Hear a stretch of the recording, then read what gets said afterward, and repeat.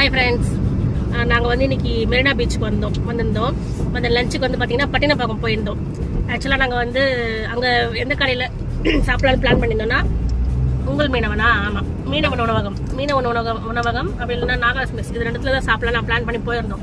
ஆக்சுவலாக பார்த்தோம்னா அது ரெண்டுத்துலையுமே பார்த்தீங்கன்னா சரியான க்ரௌடு, நல்ல கூட்டம் இருந்துச்சு. சரி பார்த்தீங்கன்னா அதுக்கு பக்கத்தில் பார்த்தீங்கன்னா அக்கா கடை தங்கச்சி கடையில் இருந்துச்சு. அக்கா கடையிலும் செம்ம கூட்டம், தங்கச்சி கடையில் பார்த்தீங்கன்னா கூட்டமே இல்லாமல் இருந்துச்சு. நிறைய பேர் வந்து கூட்டமாக இருக்கிற கடையை தேடி தான் போகிறாங்க. சரி, கூட்டமாக இருக்கிற கடைக்கு மட்டும் போயிட்டு சப்போர்ட் பண்ணாதீங்க, கூட்டம் இல்லாத கடைக்கும் போங்க. நாங்கள் சாப்பிட்ட கடையிலும் நல்லா தான் இருந்துச்சு. எல்லாமே எல்லா ஐட்டம்ஸும் வச்சுருக்காங்க. எலிப்பூச்சி, சங்கு கறி, அதுக்கப்புறம் வந்து எறா, கடுமா, மீன், நெத்திலி, சொரா புட்டு, மீன் கட்லெட், அந்த மாதிரிட்டு எல்லா ஐட்டமும் இருக்குது. மீன் குழம்பு சாப்பாடு தராங்க, எறா குழம்பு சாப்பாடு தராங்க, நண்டு குழம்பு வச்சுருக்காங்க.